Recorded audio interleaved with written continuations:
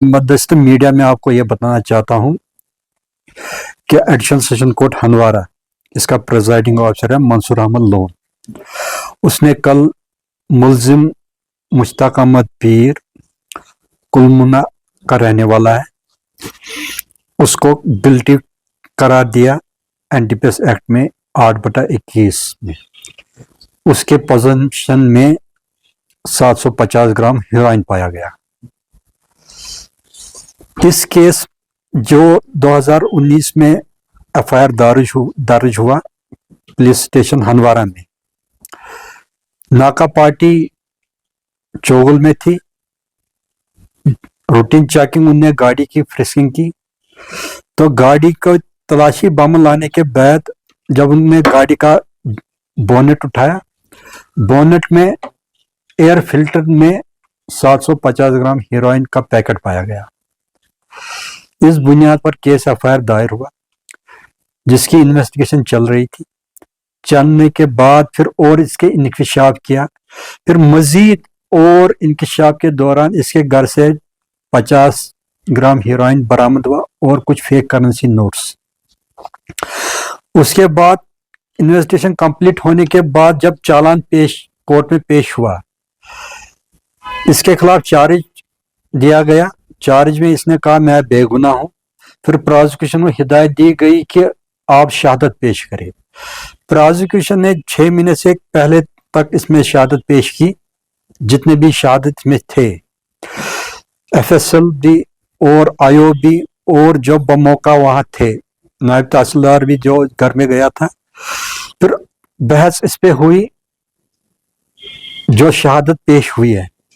शहादत पेश होने के बाद इस मुल्जिम के खिलाफ कोर्ट ने इसको अपहेल्ड किया। इसके खिलाफ ये 7/8/21 में किसके पोजीशन में 750 ग्राम हेरोइन पाया गया, उसके तहत उसको गिल्टी करार दिया गया 750 ग्राम हेरोइन के तहत, वो जो साबित हुआ।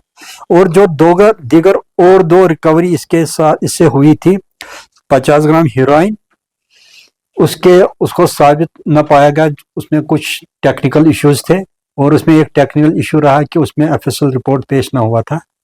और जो फेक करेंसी वाले नोट्स थे, फेक करेंसी वाले नोट्स जो थे वो नोट्स हुए जो खिलौन में पाए जाते हैं, क्योंकि उसमें मनोरंजन बैंक लिखा हुआ था।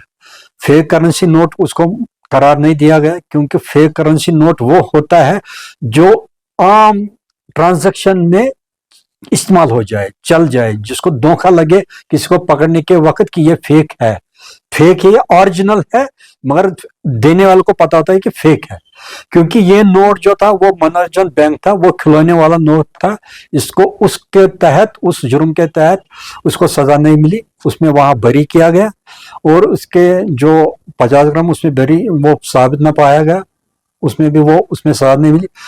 जो गाड़ी इससे 12, जिस गाड़ी में ये था, मगर वो इसकी अपनी गाड़ी नहीं, वो उसका ओनर कोई और था।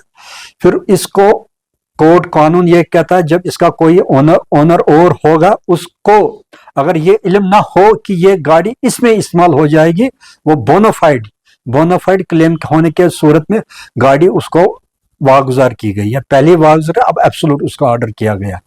अब मुल्जिम के खिलाफ ये कल इसको अपहेल्ड किया गया 23 अक्टूबर 2025।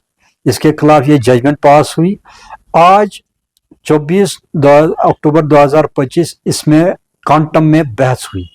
दोनों फ्री के बहस सुनने के बाद मुल्जिम के खिलाफ इसकी सजा जो मुकर्रर हुई है ना, वो 11 साल इसकी सजा मुकर्रर है, रिगरस इम्प्रिजनमेंट, यानी और जुर्म फाइन इसके खिलाफ 1 लाख रुपए आयद किया गया।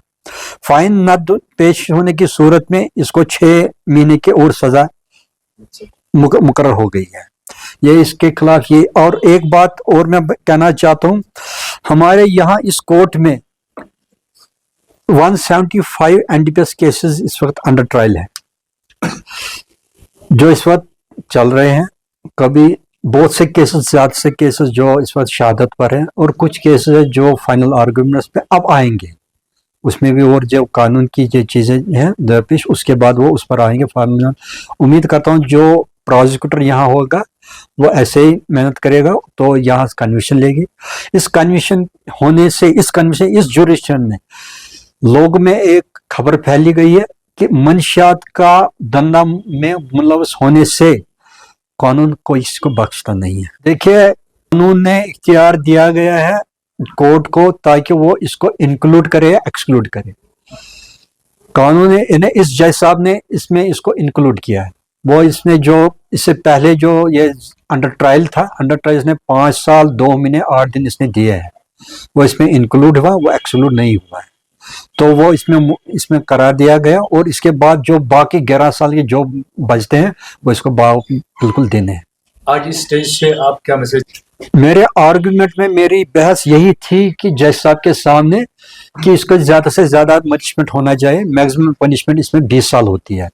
میرا آرگومنٹ میں یہی تھا کہ یہ جو اس میں منشیات میں جو ہماری سوسائٹی انوالو ہوئی ہے, خصوصاً ینگ جنریشن وہ زیادہ انوالو ہوئی ہے تاکہ وہ اس سے بچ سکے, تاکہ ان کو بھی سمجھ آئے کہ یہ اس میں ملوث ہونا قانون سخت نے ان کا اپنا مینٹل فزیکل اور سوشل ڈیمیج ہو جاتا ہے. آپ کے وسالت سے میں یہاں کے باشندگان ہیں اور جو بھی اس سے یہاں کے باہر کے ہیں اپنے بچوں کا خیال رکھیں. کیا وہ کہاں آتے جاتے ہیں, ان کی سوسائٹی کیا ہے, ان کے سوشل سرکل کیا ہے, ان کا خرچہ کتنا ہے, اس پر نظر گزر رکھیے. کیونکہ جو اس میں ملوث ہو جاتے ہیں, ڈرگ ایڈکٹ بن جاتے ہیں, پھر وہ اور جرم کرتے ہیں, وہ چوری کے جرم کرتے ہیں, وہ اور بھی جرم کرتے ہیں. اگر آپ کو یاد ہوگا کہ اسی سال ایک ڈرگ ایڈکٹ نے ایک مرڈر کیا اپنے پیرنٹس کا, وہ بھی اسی ڈرگ ایڈکٹ کا نتیجہ ہے.